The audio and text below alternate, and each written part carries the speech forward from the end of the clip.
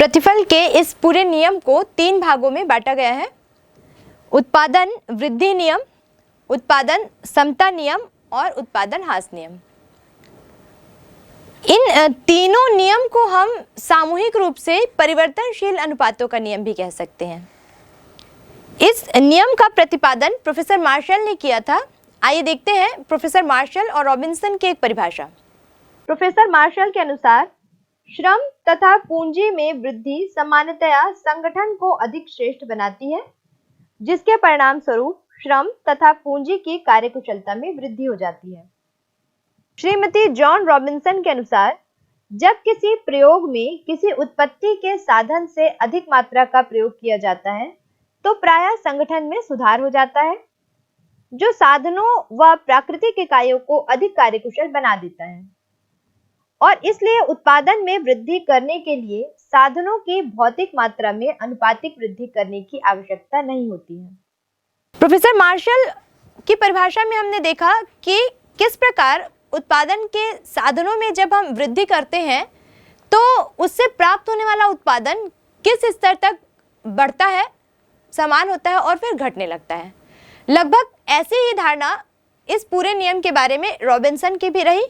उन्होंने भी उत्पादन के साधनों में वृद्धि का जो अनुपातिक परिवर्तन है उसका उत्पादन यानी होने वाले उत्पादन पर क्या प्रभाव पड़ा, इसके बारे में विस्तृत जानकारी दी।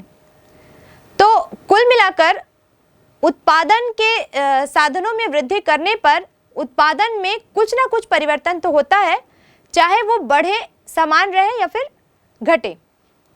सबसे पहले हम देखते हैं कि क्या है उत्पत्ति वृद्धि नियम। जैसा कि नाम से स्पष्ट है कि उत्पत्ति वृद्धि नियम की जब हम बात करते हैं तो उत्पादन के साधनों में हम जिस अनुपात में परिवर्तन करते हैं उससे कहीं अधिक अनुपात में हमको उत्पादन बढ़ा हुआ मिलता है। अब आइए देखते हैं उत्पत्ति वृद्धि नियम क्या है और ये क्यों लागू होता है। उत्पत्ति वृद्धि नियम के लागू होने के कारणों की अगर हम बात करें तो सबसे पहली बात है कि यहाँ पे साधन जो होते हैं अविभाज्य होते हैं। स्थायी साधनों की जब हम बात करते हैं, जैसे भूमि है या पूंजी की हम बात करें तो मशीनें हैं, इनकी अगर हम बात करते हैं तो हम देखते हैं कि अविभाज्य होती है। इनको हम भूमि को या मशीनों को हम विभाजित नहीं कर सकते। तो कहीं ना कहीं हमको इन स्थिर साधनों को वास्तव में स्थिर ही रखना पड़ता है और बाकी जो ऐसे साधन हमको ढूंढने पड़ते हैं जो परिवर्तनशील हो, जिनमें परिवर्तन आसानी से किया जा सके, तो उन साधनों को हम परिवर्तित करते हैं, यानी कि उनकी संख्या में हम उत्पादन के दौरान कमी या वृद्धि कर सकते हैं। वैसे ही अगर हम दूसरे कारण की बात करें तो एक सर्वोत्तम संयोग के बारे में हम देखते हैं कि जो उत्पादन करता होता है वो प्रयास करता है कि उत्पादन के जो 5 साधन है, भूमि, श्रम, पूंजी, संगठन और साहस, उनका कुछ इस प्रकार संयोग स्थापित करे कि वो अपने उत्पादन के उद्देश्य को प्राप्त कर सके, यानी कि 5 का वो सर्वोत्तम संयोग हो सके, ऐसा प्रयास करता है।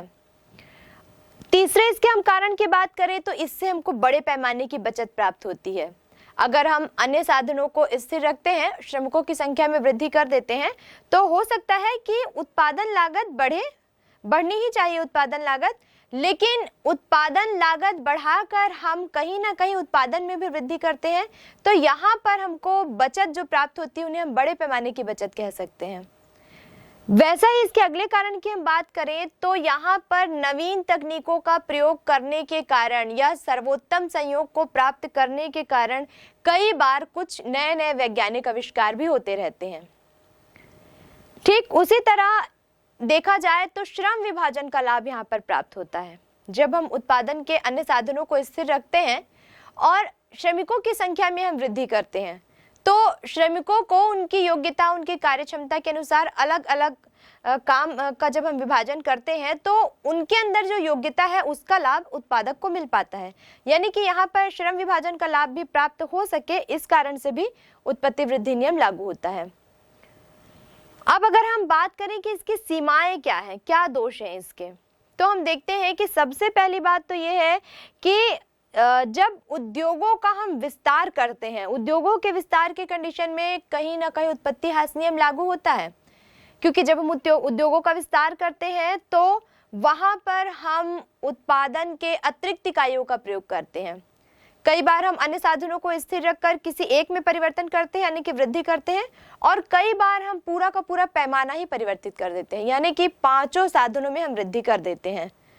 तो यहाँ पर क्या होता है कि एक, जैसे कि हमने ग्राफ में देखा पहले कि एक निश्चित समय तक तो हमको उत्पादन में वृद्धि मिलती है, फिर कहीं ना कहीं समता वाला नियम आ जाता है कि समान मात्रा में ही वृद्धि होती है, लेकिन फिर भी हम अतिरिक्त इकाइयों का प्रयोग करते जाते हैं। तो एक कंडीशन ऐसे आती है जब जितना हमने साधनों में वृद्धि किया था उससे कम मात्रा में हमको उत्पादन प्राप्त होने लगता है।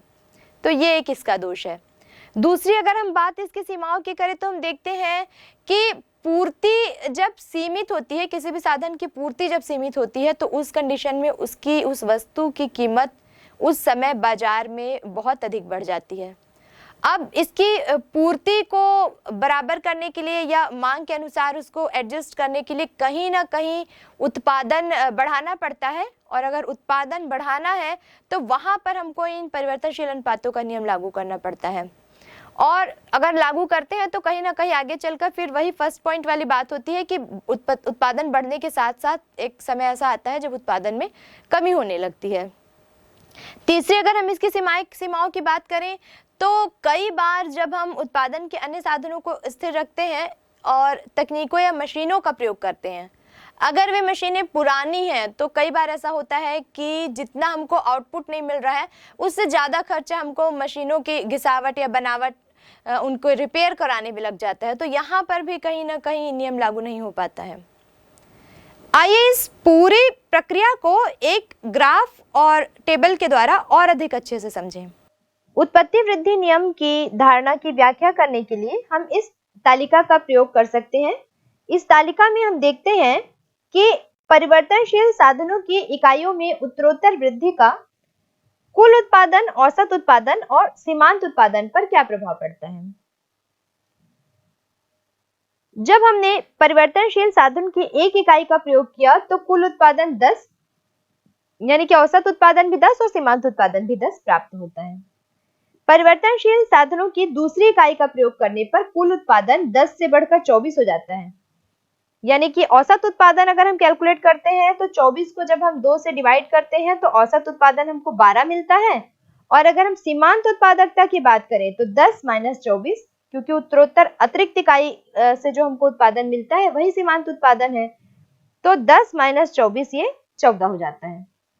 वैसे ही जब हम श्रम की तीसरी इकाई का प्रयोग करते हैं तो कुल उत्पादन बढ़कर 24 से 48 हो जाता है।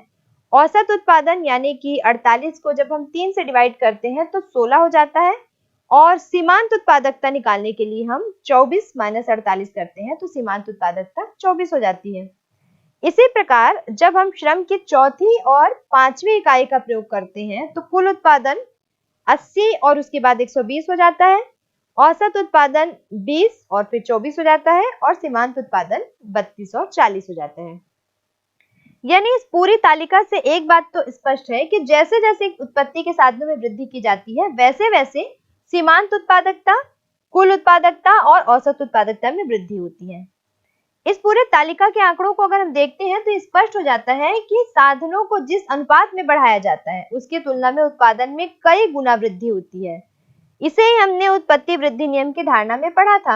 अब अगर हम इस तालिका को एक ग्राफ द्वारा प्रदर्शित करें तो हम देखते हैं कि OX पर हमने परिवर्तनशील साधनों की इकाइयों को लिया है और OY अक्ष पर हमने औसत और सीमांत उत्पादकता को लिया है। अगर उत्पत्ति वृद्धि नियम लागू होने की दशा में हम इस ग्राफ का निर्माण करते हैं तो हम देखते हैं कि जब बात हम कुल उत्पादकता की करते हैं तो हम देखते हैं कि जैसे जैसे साधनों की मात्रा बढ़ाई जा रही है वैसे वैसे कुल उत्पादन उत्तरोत्तर बढ़ता जा रहा है, जिसे हम TP से प्रदर्शित करते हैं। औसत उत्पादकता की हम बात करते हैं तो हम यहाँ पे देखते हैं कि जैसे जैसे परिवर्तनशील साधनों की इकाइयां बढ़ाते जा रहे हैं वैसे वैसे, क्योंकि कुल उत्पादन में वृद्धि हुई है तो साथ साथ औसत उत्पादन भी बढ़ा है और उसके साथ साथ सीमांत उत्पादकता भी बढ़ती गई है। तो यही वो प्रथम अवस्था है जब साधनों में उत्तरोत्तर वृद्धि करने पर जो उत्पादन है उसमें भी उसी अनुपात में, उससे बढ़ी हुई अनुपात में वृद्धि हमको देखने को मिलती है। इस पूरे रेखा चित्र से एक बात और स्पष्ट हो जाती है कि जैसे जैसे उत्पादन के साधनों यानी कि श्रम में हमने वृद्धि की, वैसे वैसे कुल उत्पादन, औसत उत्पादन और सीमांत उत्पादन बढ़ता गया। यानी कि रेखा चित्र में AC और MC औसत एवं सीमांत लागत की रेखाएं हैं। जैसे जैसे उत्पादन बढ़ता है वैसे वैसे सीमांत और औसत लागत की रेखाएं जो है वो घटती जाती हैं। यानी इस पूरे चित्र से यह भी स्पष्ट होता है कि जिस तेजी से सीमांत लागतें गिरती हैं उसकी तुलना में औसत लागत थोड़ी कम तेजी से गिरती है, जैसे कि MC और AC में दर्शाया गया है। तो आपने देखा कि किस प्रकार हम उत्पत्ति के साधनों में जब वृद्धि करते हैं तो उसके साथ साथ यानी उससे अधिक अनुपात में जो प्राप्त होने वाला उत्पादन है वो हमको बढ़ा हुआ मिलता है। अब हम बात अगर उत्पत्ति समता नियम की करें तो जैसे कि नाम से स्पष्ट है, समता यानी कि जिस अनुपात में हम उत्पत्ति के साधनों में वृद्धि करते हैं बराबर उसी अनुपात में हमको उत्पादन में वृद्धि प्राप्त होती है।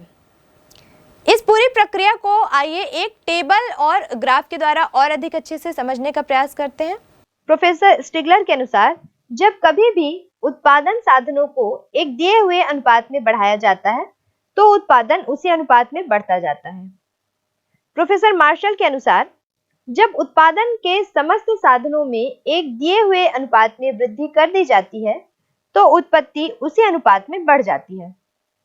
उत्पत्ति समता नियम को इस तालिका द्वारा हम और अधिक अच्छे से समझ सकते हैं। इस पूरी तालिका में श्रम की उन इकाइयों को दिया गया है जिसमें हमने उत्तरोत्तर वृद्धि की है। कुल उत्पादन, औसत उत्पादन और सीमांत उत्पादन के बारे में जानकारी है। इस तालिका में हम देखते हैं कि जैसे जैसे हम श्रम की अतिरिक्त इकाइयों में वृद्धि करते जाते हैं वैसे वैसे कुल उत्पादन पहले 10, फिर 20, फिर 30, 40 और 50 बढ़ता जाता है। कुल उत्पादन के बार बार बढ़ने पर भी औसत उत्पादन समान रहता है, क्योंकि जब कुल उत्पादन 10 था तब हमने श्रम की केवल एक इकाई का प्रयोग किया था। जब हम श्रम की दूसरी इकाई का प्रयोग करते हैं तो कुल उत्पादन 20 होता है और 20 को अगर हम 2 से डिवाइड करते हैं तो औसत उत्पादन हमको 10 मिलता है। जब हम श्रम की तीसरी इकाई का प्रयोग करते हैं तो कुल उत्पादन 30 होता है। 30 को जब हम 3 से डिवाइड करते हैं तो हमको औसत उत्पादन 10 मिलता है। इस प्रकार हम देखते जाते हैं कि औसत उत्पादन जो है वो श्रम की इकाई में वृद्धि के साथ साथ समान बना रहता है। अब क्योंकि औसत उत्पादन समान बना है, कुल उत्पादन के आधार पर जब हम सीमांत उत्पादन निकालेंगे तो हम सीमांत उत्पादन में भी देखेंगे कि वो भी प्रत्येक स्तर पर समान है। यानी कि पहले 10 है, फिर हम दूसरी स्थिति में निकालेंगे 20 - 10 तो 10 ही आएगा, 30 - 20 तो भी 10 आएगा, 40 - 30 तो भी 10 आएगा और 50 - 40 करेंगे तो भी 10 ही आएगा। ये पूरी तालिका हमको बताती है कि ये एक ऐसी दशा है जब यहाँ पर उत्पत्ति समता नियम या समता लागत नियम लागू होता है। एक रेखा चित्र से अगर हम इसको समझेंगे तो हम देखते हैं कि OX अक्ष पर हम श्रम की मात्रा ले लिए और OY अक्ष पर हमने उत्पादन को ले लिया। यहाँ पर कुल मिलाकर श्रम की प्रत्येक इकाई में वृद्धि के साथ साथ औसत उत्पादन और सीमांत उत्पादन क्योंकि समान है, हालांकि कुल उत्पादन में उत्तरोत्तर वृद्धि हुई है। अगर हम TP वक्र का निर्माण करते हैं तो उत्तरोत्तर वृद्धि के कारण कुछ इस प्रकार का दिखाई देता है, लेकिन हम औसत और सीमांत उत्पादकता की बात करते हैं तो दोनों समान होने के कारण हमको एक OX अक्ष के समानांतर रेखा AB मिलती है जो कि उत्पत्ति समता नियम को प्रदर्शित करती है। तो आपने देखा कि किस प्रकार जैसे जैसे हम उत्पादन के साधनों में वृद्धि करते गए लगभग उतने ही अनुपात में हमको उससे होने वाला उत्पादन प्राप्त हुआ। अब आइए हम देखते हैं कि उत्पत्ति या उत्पादन ह्रास नियम क्या है। नाम से स्पष्ट है, कमी हो रही है, घटौती हो रही है यहाँ पर, यानी कि उत्पादन के साधनों में हम वृद्धि तो कर रहे हैं लेकिन उससे प्राप्त होने वाला उत्पादन न तो अधिक हो रहा है, न समान हो रहा है, बल्कि और घट जा रहा है। आइए इस पूरी प्रक्रिया को एक ग्राफ और टेबल के द्वारा समझें। प्रोफेसर मार्शल के अनुसार यदि कृषि कला में कोई सुधार न हो तो भूमि पर उपयोग की जाने वाली पूंजी एवं श्रम की मात्रा में वृद्धि करने से उत्पादन में समानता अनुपात में कम वृद्धि होती है। श्रीमती जॉन रॉबिन्सन के शब्दों में उत्पत्ति ह्रास नियम यह बताता है कि यदि उत्पत्ति के किसी एक साधन की मात्रा को स्थिर रखा जाए तथा अन्य साधनों की मात्रा में उत्तरोत्तर वृद्धि की जाए तो एक बिंदु के बाद उत्पादन में घटती हुई दर से वृद्धि होती है। उत्पत्ति ह्रास नियम को अगर हम इस तालिका के द्वारा प्रदर्शित करें तो हम देखते हैं कि श्रम की उत्तरोत्तर इकाइयों में वृद्धि के साथ साथ उत्पादन में भी वृद्धि होती है, लेकिन औसत उत्पादन में वृद्धि के साथ साथ एक समय के बाद कमी आने लगती है और लगभग वैसे ही सीमांत उत्पादकता भी घटती जाती है। जैसे कि इस टेबल में हम देखते हैं कि जब हमने श्रम की पहली इकाई का प्रयोग किया तो कुल उत्पादन 10, दूसरी इकाई के प्रयोग पर कुल उत्पादन 19, तीसरी इकाई के प्रयोग पर कुल उत्पादन 27, चौथी इकाई के प्रयोग पर कुल उत्पादन 33 और पांचवी इकाई के प्रयोग पर कुल उत्पादन 37 प्राप्त होता है। कुल उत्पादन को अगर हम श्रम की इकाइयों की संख्या से भाग देंगे तो हमें औसत उत्पादन मिलेगा, जो कि पहली इकाई के प्रयोग पर 10, दूसरी इकाई के प्रयोग पर 9.5, तीसरी इकाई के प्रयोग पर 9, चौथी इकाई के प्रयोग पर 8.25 और पांचवी इकाई के प्रयोग पर 7.4 होगा। इसी तरह से कुल उत्पादन के आधार पर अगर हम सीमांत उत्पादकता की बात करें तो पहली इकाई के प्रयोग पर 10, दूसरी इकाई के प्रयोग पर 19 - 10 करेंगे तो 9, तीसरी इकाई के प्रयोग पर 27 - 19 यानी कि 8, चौथी इकाई के प्रयोग पर 33 - 27 यानी कि 6 और पांचवी इकाई के प्रयोग पर 37 - 33 करने पर 4 सीमांत उत्पादकता आएगी।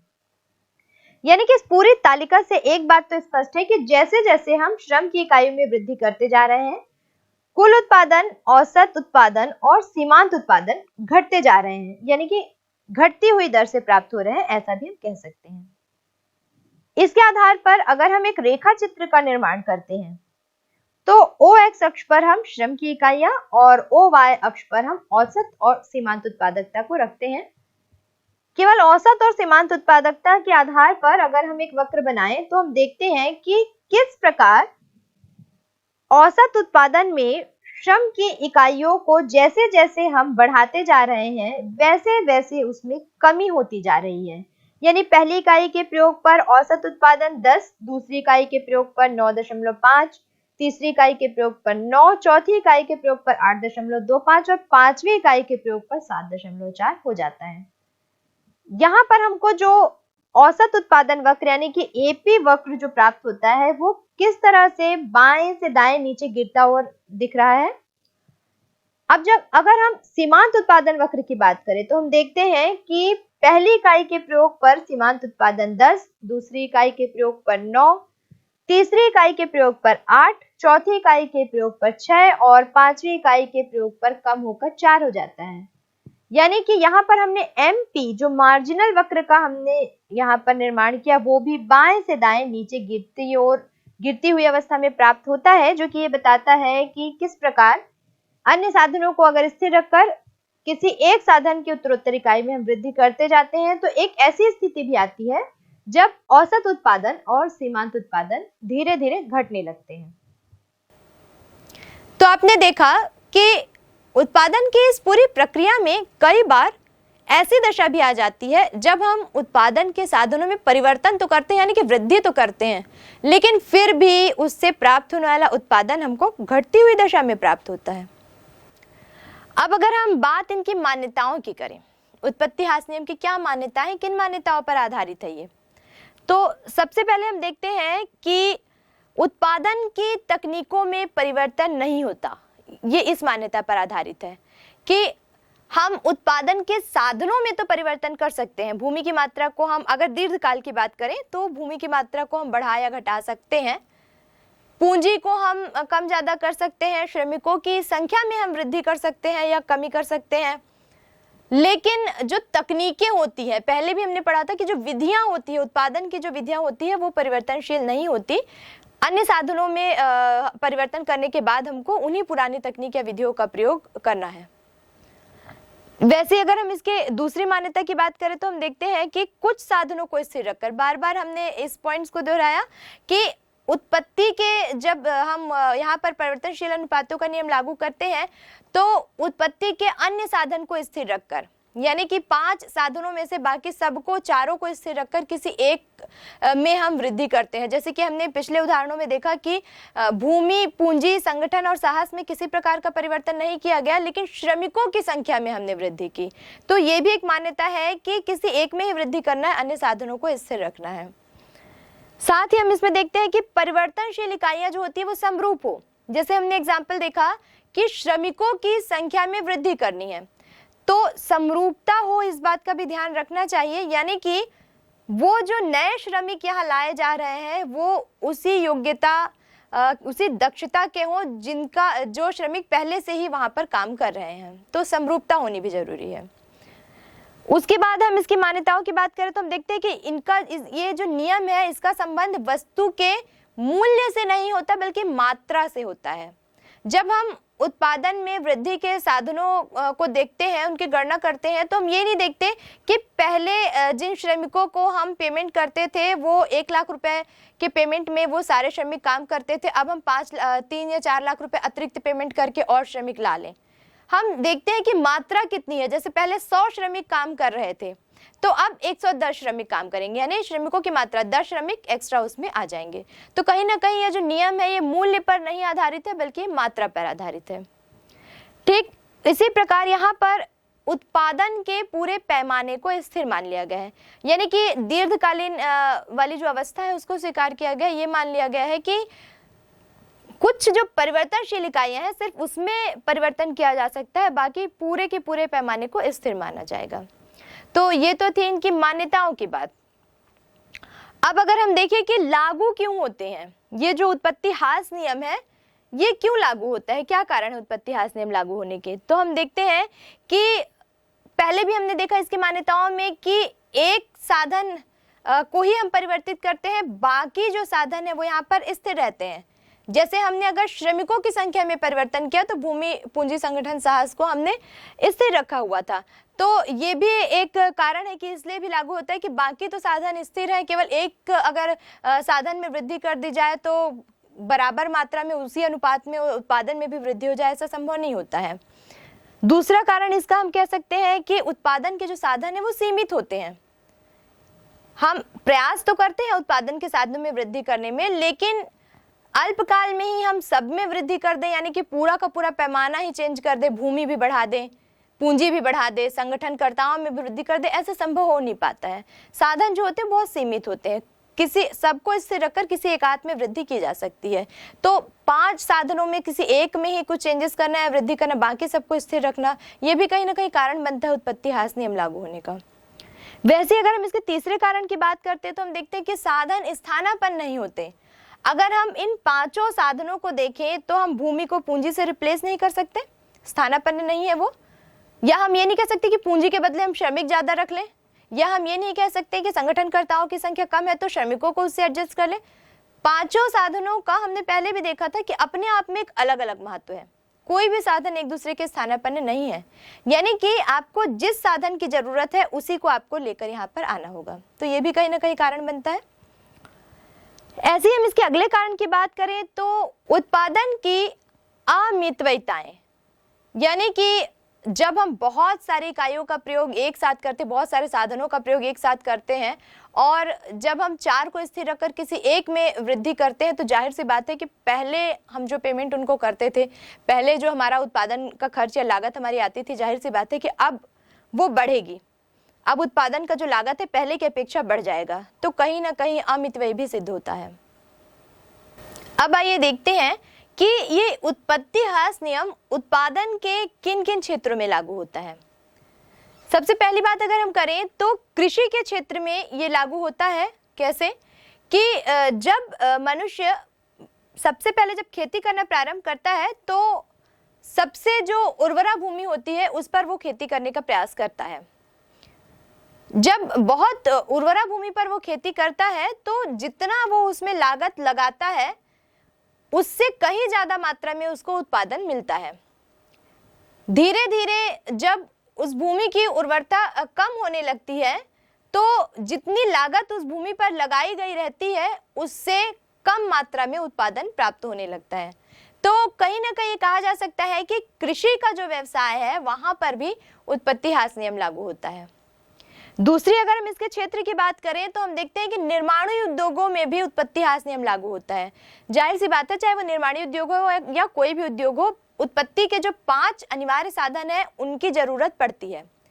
तो इन 5 साधनों पर हम जो व्यय करते हैं वो व्यय कहीं ना कहीं उत्पादन लागत का ही भाग है। अब जब हम इन साधनों में वृद्धि करते हैं तो जाहिर सी बात है कि उत्पादन लागत बढ़ेगी। अब यहाँ पर अगर स्टार्टिंग में जब उत्पादन लागत बढ़ती है तो साथ में उत्पादन भी बढ़ता है। एक समय के बाद वो कहीं ना कहीं लागत के बराबर हो जाता है और लगातार जब हम उस पर वृद्धि करते जाते हैं, साधनों में वृद्धि करते जाते हैं, तो वहां पर भी हमको उत्पत्ति ह्रास नियम लागू होता है। तीसरी बात अगर हम करें खनिज उद्योगों की तो हम देखते हैं कि जो खदानें होती हैं वहां पर बहुत से मजदूर लगे हुए होते हैं। हम उत्खनन करते हैं उनका खनिजों का, और जैसे जैसे उसकी गहराई बढ़ती जाती है वैसे वैसे क्या है, मजदूरों की संख्या भी बढ़ानी पड़ती है। गहराई बढ़ने से और ज़्यादा हमको मशीनों का प्रयोग, और ज़्यादा मजदूरों का प्रयोग करना पड़ता है। तो होता क्या है कि लागत तो यहाँ पर बढ़ती जाती है लेकिन उत्पादन या तो पहले जैसा ही रहता है, समान रहता है, या फिर धीरे धीरे वो कम होने लगता है। तो खनिजों का जो व्यवसाय है वहाँ पर भी उत्पत्ति ह्रास नियम लागू होता है। अब अगर हम बात करें लकड़ी काटने के उद्योगों की तो लकड़ी काटने के जो उद्योग है वहां पर भी उत्पत्ति ह्रास नियम लागू होता है। जब लकड़ी काटने का व्यवसाय किया जाता है, लकड़ी काट कर लाया जाता है, तो कहीं ना कहीं जंगलों तक जाना, वहां से लकड़ी काट कर लाना, ये सारे जो व्यय होते हैं वो लकड़ी कटी हुई लकड़ी के जो मूल्य होते हैं उनमें जुड़ते जाते हैं। तो जैसे जैसे जंगलों की दूरियां बढ़ती जाती है वैसे वैसे लकड़ी का जो लागत है वो भी बढ़ती जाती है। और कहीं ना कहीं एक समय ऐसा आता है जब लागत ज़्यादा हो जाती है और उससे प्राप्त होने वाला मूल्य जो है वो कम हो जाता है। तो उस स्थिति में इस व्यवसाय में भी उत्पत्ति ह्रास नियम लागू होता है। अब अगर हम बात करते हैं मछली पालन उद्योग की तो मछली पालन उद्योग में भी हम देखते हैं कि पहले जब उसको हम प्रारंभ करते हैं तब तो बहुत अधिक मात्रा में मछली हम पकड़ पाते हैं, उतने ही श्रमिक हम लगाते हैं जितनी हमको ज़रूरत होती है। लेकिन धीरे धीरे जब मछलियों की संख्या अगर वहाँ पर कम होने लगती है तो उतने ही मजदूर हैं, उतनी हमको वहाँ पे तकनीकें यूज़ करनी पड़ रही है, लेकिन उत्पादन जो होता है यानी कि मछली पकड़ने की मछलियों की जो संख्या होती है वो धीरे धीरे कम होने लगती है। तो कहीं ना कहीं एक अवस्था ऐसी आ जाती है जब लागत बहुत ज़्यादा और उससे प्राप्त होने वाला जो उत्पादन होता है वो घटने लगता है या समान होने लगता है या अपेक्षाकृत कम दर में मिलता है। तो यहाँ पर भी उत्पत्ति ह्रास नियम लागू होता है। मकान बनाने के व्यवसाय की अगर हम बात करें तो यहाँ भी उत्पत्ति ह्रास नियम लागू होता है। जब हम फर्स्ट फ्लोर बनाते हैं तो वहाँ पर उतने ही मजदूरों के द्वारा वो कम समय में बन पाता है या उसकी लागत कम आती है। लेकिन जैसे जैसे हम second floor, third floor, fourth floor बनाते जाते हैं तो क्योंकि सामान को हमको जो मटेरियल है भवन बनाने का उसको हमको ऊपर ले जाना होता है तो मजदूरों की संख्या में हमको वृद्धि करनी पड़ती है। तो यहाँ पर मकान बनाने की जो लागत है वो बढ़ जाती है। तो ये कुछ ऐसे व्यवसाय हैं जहाँ पर उत्पत्ति ह्रास नियम लागू होता है।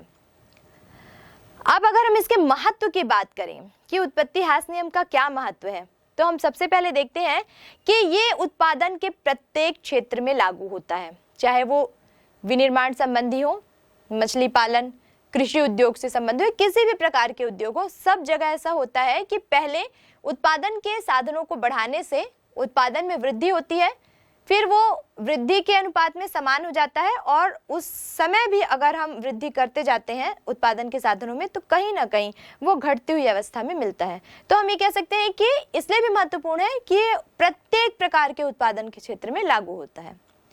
दूसरी बात अगर हम करते हैं तो माल्थस के जनसंख्या सिद्धांत का आधार है। माल्थस ने अपने जनसंख्या सिद्धांतों में जिन बातों का प्रतिपादन किया है, आगे के अध्यायों में हम उसे और विस्तार से पढ़ेंगे, वो कहीं ना कहीं उत्पत्ति ह्रास नियम पर ही आधारित है। वैसे ही रिकॉर्डों की लगान सिद्धांत पर भी आधारित है। रिकॉर्डो ने भी माना है। आगे हम और विस्तार से इसका अध्ययन करेंगे। एक शॉर्ट में हम देख लेते हैं कि रिकॉर्डो का मानना है कि मनुष्य जब खेती करना प्रारंभ करता है तो सबसे पहले वो बहुत अच्छी भूमि पर खेती करता है, फिर उससे कम अच्छी और फिर उससे कम, यानी कि जब वो सबसे अच्छी भूमि पे खेती करना प्रारंभ करेगा तो जाहिर सी बात है कि उसको बहुत अच्छा उत्पादन मिलेगा, फिर उससे थोड़ी कम अच्छी भूमि पे थोड़ा कम उत्पादन मिलेगा, और जो सबसे निम्न स्तर की भूमि है उस पे और कम उत्पादन मिलेगा। तो कहीं ना कहीं ये बैलेंस उसी तरह आ जाएगा जैसे उत्पत्ति ह्रास नियम का है, यानी कि पहले जिस साधन जितने वो साधन बढ़ाया उसके अनुपात में उसको वृद्धि जो हुई उत्पादन में बढ़ती हुई अवस्था में हुई, फिर समान हुई और फिर घट गई। तो कहीं ना कहीं उत्पत्ति ह्रास नियम भी रिकॉर्डो का जो लगान सिद्धांत है उससे भी मैच करता है, उस पर भी आधारित है।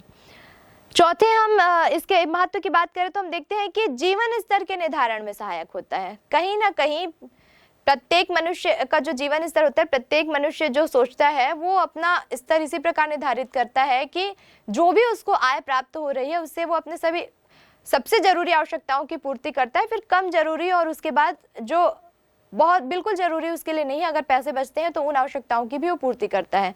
तो कहीं ना कहीं ये दोनों सिद्धांत भी आपस में मैच करते हैं। वैसे ही आविष्कारों को जन्म देता है, ये जो सिद्धांत है आविष्कारों को जन्म देता है। हमने देखा कि किस प्रकार उत्पादन के साधनों में जब वृद्धि की जाती है तो ज्यादा उत्पादन मिल सके, इसके लिए समय समय पर नए वैज्ञानिक आविष्कार, नई तकनीकों का प्रयोग या खोज किया जाता रहा है। तो कहीं ना कहीं इससे नए आविष्कार भी होते हैं। उसी प्रकार दैनिक महत्व भी है। हम अपने दैनिक जीवन में जिन कार्यों को करते हैं उनको भी हम देखते हैं। जैसे हमने इसके पहले भी अध्ययन किया था कि उपयोगिता जो होती है वो मनुष्य की एक ऐसी मनोवैज्ञानिक धारणा है कि जिस सामान को वो प्रयोग करता है उससे जब वो स्टार्टिंग में उसका उपयोग करता है तो उसको बहुत उपयोगिता प्राप्त होती है, फिर धीरे धीरे उसकी उपयोगिता क्या होती है, घटने लगती है, कम होने लगती है, और एक समय ऐसा आता है जब ऋणात्मक उपयोगिता प्राप्त होती है। इस पूरे ग्राफ को हमने पिछले अध्याय में बहुत अच्छे से समझा है। तो अगर इस नियम को हम वहां पर अप्लाई करें तो हम देखते हैं कि ये दोनों नियम एक दूसरे से मैच करते हैं, यानी कि दैनिक जीवन में हम जिन चीजों का प्रयोग करते हैं कहीं ना कहीं वहां पर भी उत्पत्ति ह्रास नियम लागू होता है। अब हम अगर बात करें पैमाने के प्रतिफल की, पैमाने के बारे में हमने देखा कि पैमाना क्या है। पहले हमने देखा कि जो उत्पत्ति के साधन है वो दो भागों में बटे हुए हैं, स्थिर और उसके बाद परिवर्तनशील। स्थिर साधन जो है उनमें परिवर्तन नहीं किया जा सकता या फिर दीर्घकाल में परिवर्तन होता है, जैसे मशीनें हैं, भूमि है, भवन है। ये ऐसे साधन है जिनको बढ़ाने के लिए थोड़े से समय की आवश्यकता होती है, यानी कि दीर्घकाल में इनको परिवर्तित किया जा सकता है। लेकिन कुछ साधन ऐसे होते हैं जिनमें हम जल्दी से परिवर्तन कर सकते हैं, जैसे मजदूरों की संख्या में वृद्धि की जा सकती है। तो वास्तव में जब एक को स्थिर रखकर या एक साधन में वृद्धि करके बाकी को स्थिर रखा जाता है तो वो परिवर्तनशील अनुपातों का नियम वहां पर लागू होता है। लेकिन जब पूरा का पूरा पैमाना बदलना हो, यानी कि जब पांचों साधनों को बदलना हो, उत्पत्ति के जो साधन है उन सब साधनों में परिवर्तन करना हो, उन सब साधनों में वृद्धि करनी हो, तो पूरा का पूरा उत्पादन को जो पैमाना होता है उसको परिवर्तित करना पड़ता है। और जब इस उत्पादन के पैमाने को पूरा चेंज कर दिया जाता है तो उसके बाद उत्पादन में क्या चेंज आया, क्या परिवर्तन आया, यही पैमाने का प्रतिफल कहलाता है। तो पैमाने के प्रतिफल में सबसे पहले हम दो बातों को अच्छे से जान लें। पहला अनुपात और दूसरा पैमाना। अनुपात का जो संबंध है वो अल्पकाल से है। जब हम बात करते हैं कि हमने अन्य साधनों को स्थिर रखा और श्रमिकों की संख्या में वृद्धि कर दिया, तो हमने कुछ अनुपातिक परिवर्तन वहां पर किया। तो अनुपात का जो संबंध है वो अल्पकाल से है। लेकिन जब हम पैमाने की बात करते हैं तो ये दीर्घकाल से संबंध रखता है, यानी कि सारे साधनों में परिवर्तित कर देना, सारे साधनों में परिवर्तन ला देना ही पैमाने का प्रतिफल होगा। आइए अब देखते हैं कि पैमाने के प्रतिफल की अवधारणा क्या है। पैमाने के प्रतिफल की अवधारणा की अगर हम बात करें तो कुल मिलाकर कुछ बिंदुओं के आधार पर हम इसे देखेंगे।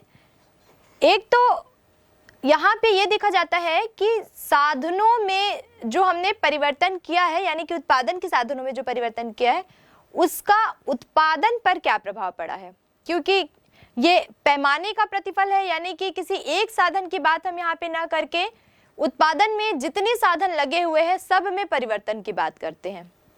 दूसरी बात हम देखते हैं कि किस दर में या किस अनुपात में परिवर्तन किया जा रहा है।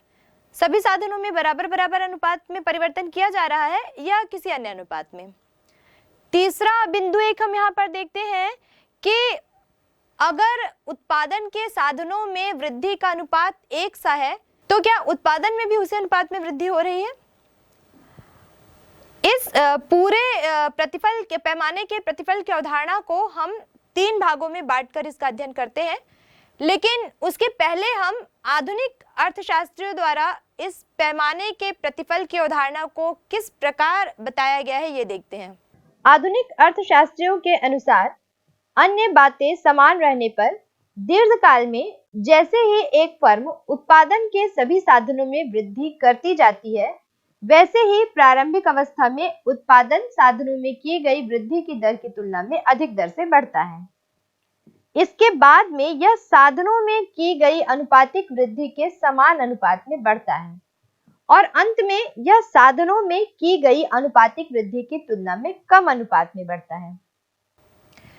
तो आपने देखा कि आधुनिक अर्थशास्त्रियों ने भी इसे पैमाने के बढ़ते हुए प्रतिफल, स्थिर और घटते हुए प्रतिफल के आधार पर ही समझा है।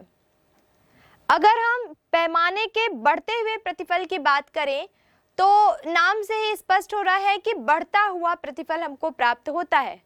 उदाहरण के लिए अगर हम उत्पत्ति के साधनों में 20% की वृद्धि करते हैं तो कहीं ना कहीं उससे प्राप्त होने वाला उत्पादन 25% तक बढ़ सकता है या 20 से ज्यादा कितना भी हो सकता है, यानी कि जिस अनुपात में साधन लगाए गए उससे कहीं अनुपात में हमको वृद्धि, उत्पादन की जो वृद्धि है वो हमको प्राप्त होती है।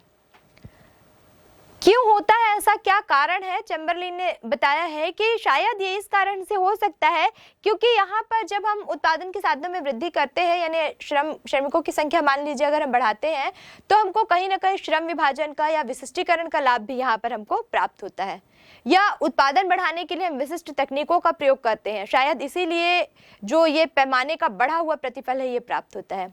इस पूरे नियम को आइए ग्राफ के द्वारा और अधिक अच्छे से समझने का प्रयास करते हैं। पैमाने के बढ़ते हुए प्रतिफल के नियम को हम ग्राफ द्वारा समझेंगे। इस ग्राफ में OX अक्ष पर श्रम और OY अक्ष पर पूंजी को दर्शाया गया है। इस रेखा चित्र में हम देखते हैं कि किस प्रकार OR रेखा पैमाने की रेखा है जो कि 4 बिंदु A, B, C, D को काटती हुई आगे बढ़ती है। ये रेखा श्रम और पूंजी के विभिन्न संयोगों को बताती है और ये भी बताती है कि इससे प्राप्त होने वाले उत्पादन की मात्रा कितनी है। बिंदु E1, E2, E3 और E4 की बात करें तो ये चारों समोत्पाद वक्र हैं, यानी कि ये क्रमशः 100, 200, 300 और 400 इकाइयों के उत्पादन को बताते हैं। इस पूरे ग्राफ से एक बात स्पष्ट हो जाती है कि उत्पादन में वृद्धि की दर जो है वो समान है।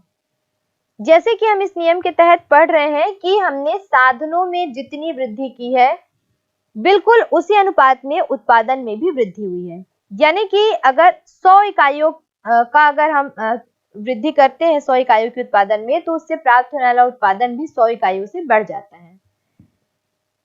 लेकिन यहाँ पर श्रम और पूंजी की बढ़ाई जाने वाली इकाइयों का अनुपात जो है वो घटते हुए क्रम में है, यानी कि 100 इकाइयां अतिरिक्त करने से पहले की तुलना में श्रम और पूंजी की आवश्यकता होती है। यह बात पैमाना रेखा में स्थित बिंदु ABCD से इसकी जो दूरी है वो बताती है। इस पूरे चित्र से एक बात यह भी स्पष्ट है कि AB की तुलना में BC की दूरी कम है और BC की तुलना में CD की दूरी कम है। अब इस पूरे रेखा चित्र से ये बात भी स्पष्ट हो जाती है कि अनुपात में श्रम और पूंजी की इकाइयों को बढ़ाया जा रहा है तो उसकी तुलना में उत्पादन की मात्रा भी अधिक प्राप्त हो रही है। तो आपने देखा कि किस प्रकार जब हम पूरा का पूरा पैमाना बदल देते हैं, उत्पादन के सभी साधनों में वृद्धि कर देते हैं तो उत्पादन भी हमको उसी अनुपात में बढ़ा हुआ मिलता है या उससे ज्यादा अनुपात में हमको प्राप्त होता है।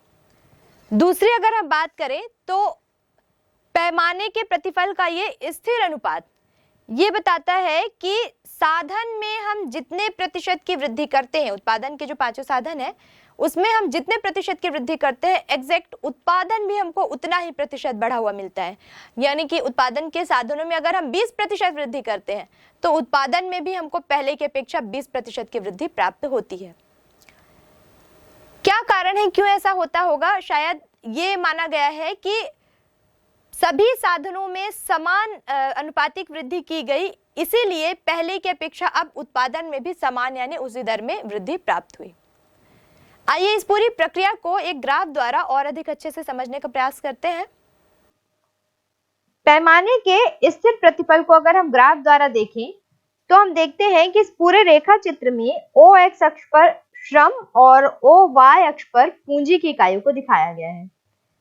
यहाँ पर हमको जो वक्र IP1, IP2, IP3 और IP4 मिलता है, ये चारों समुत्पाद वक्र हैं।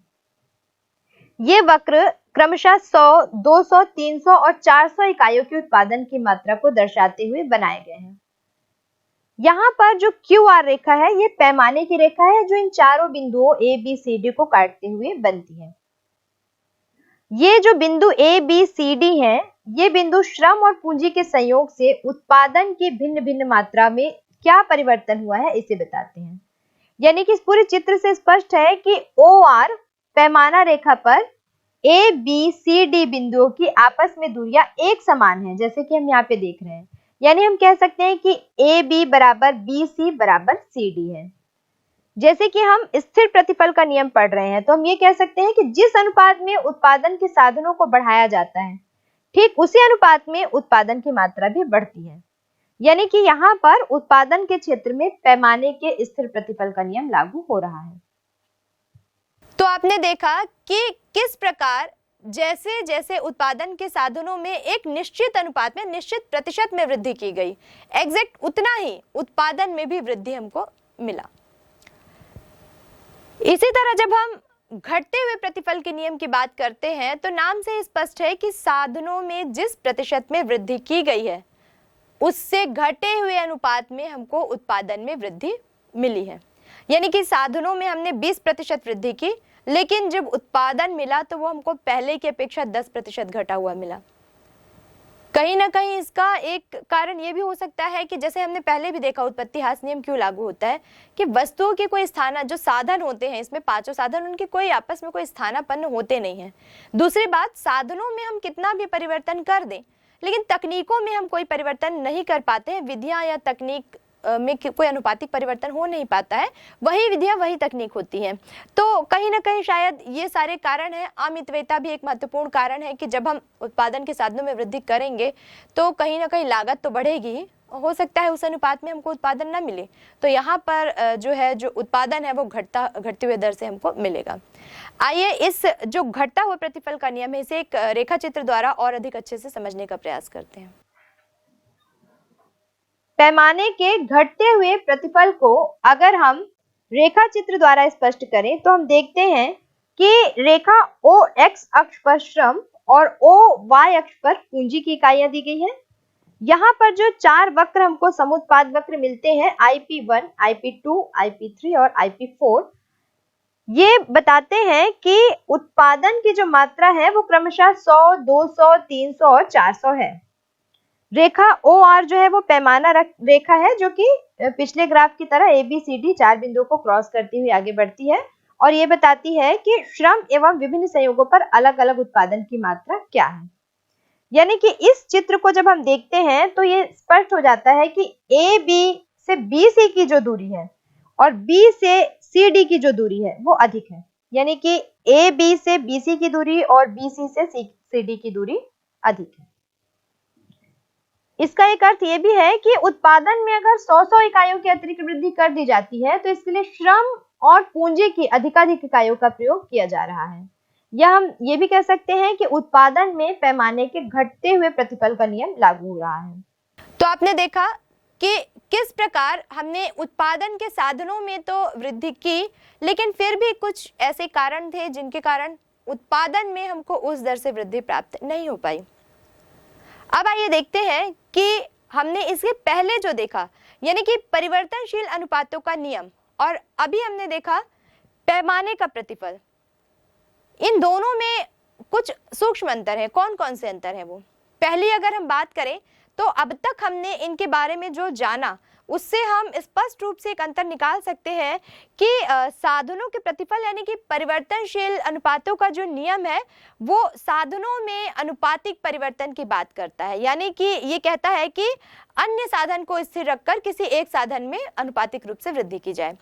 लेकिन अगर हम पैमाने के प्रतिफल की बात करें तो हम देखते हैं कि यहाँ पर सभी साधनों को अनुपातिक रूप से बढ़ाए जाने की बात की जाती है। तो एक तो ये अंतर है।